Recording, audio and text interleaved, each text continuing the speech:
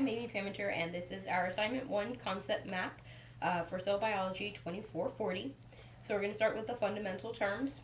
We'll start with how chemistry breaks down into inorganic and organic chemistry. Both of these are the study of elements, and elements can be further broken down into elements that are critical for life. And these ones that are critical for life are oxygen, nitrogen, carbon, and hydrogen. And then secondary to life, those elements are sodium, sulfur, phosphorus, chlorine, calcium, and potassium. Elements can then use adhesion and cohesion to form together to create molecules. Elements are then further made up of smaller particles called atoms. And atoms themselves can be broken down into three fundamental things: protons, neutrons, and electrons. Neutrons and protons are formed together to create the nucleus. That's what they are contained inside of.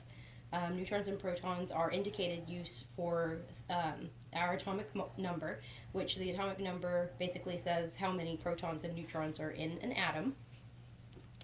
Atoms also have an atomic weight, which is also called their atomic mass, which can be broken down further into their molecular weight. Atoms can be then weighed. They are 1/12 of a carbon 12 atom, which is called a Dalton. Atoms are also made up of, like I said, electrons, and electrons are concealed inside of electron shells, which are orbiting around the nucleus. And then electron shells, the outermost ring is called our valence. It also houses our valence electrons. So one thing about atoms is you can measure how they are attracted to electrons, and that's called electronegativity. And then atoms also can be measured by using Avogadro's number, which is 6.022 times 10 to the 23rd. This equals 1 mole, which can be measured by molarity, which is how many moles of a solute per liter of solution. And then atoms, when they are paired together, they can create electron donors and acceptors. When electron donors and acceptors are together, they can create what we call an oxidation reduction reaction, which is also called a redox reaction. These type of reactions create several different things, such as acids, bases, hydrogen ions, hydronium ions, anions, and cations. And when acids and bases react, they can have a neutralization reaction, which causes an ionic compound called a salt. If you ever want to test an acid or a base to see which one they fall into, you would just use some litmus paper, which indicates which one they are by their pH on a scale of 0 to 14. Like I said, electron acceptors and electron donors can then, when they create an oxidation reaction, they can also create different types of bonds.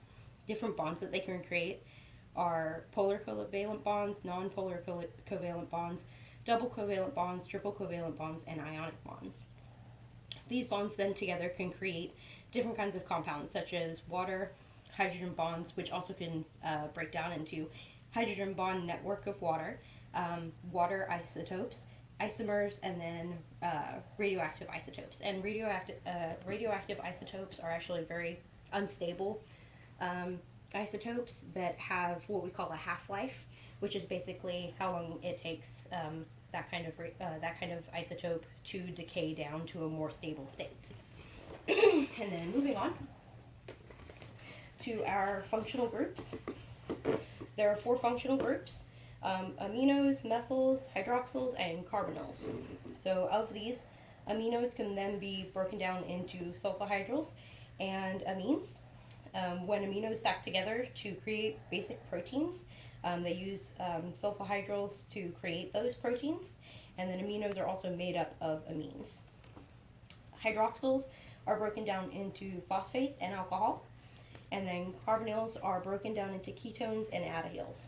So when hydroxyls and carbonyls combine together, they can create what we call a carboxyl. And then a carboxyl, can then be broken down further into a carboxylic acid. All right, and then moving on to our monomers and polymers. Our big group here is our carbohydrates. So our carbohydrates kind of dominate everything that we have further in monomers and polymers. So one big monomer of a carbohydrate is sugar, And sugar can then be broken down, into amino acids, monosaccharides, nucleotides, and one polymer of nucleotides that's very common is nucleic acids. Carbohydrates, when combined with protein, can create glycoproteins. When combined with lipids, they create glycolipids. And then when carbohydrates combined with themselves, they are called polysaccharides. This can then be further broken down into glycerol. And then carbohydrates, like I said, combined with lipids. Lipids by themselves can be broken down into two different things, fatty acids and phospholipids. Fatty acids are broken down into saturated fats and unsaturated fats, and phospholipids are broken down into what we call hydrophobic interactions. And hydrophobic interactions can be either phobic or philic, where they either hate or love water. One example of that is fat and water, how fat is hydrophobic of water, and they don't have an interaction together. Then down at the bottom we have our basic units of measurement that we use in most sciences.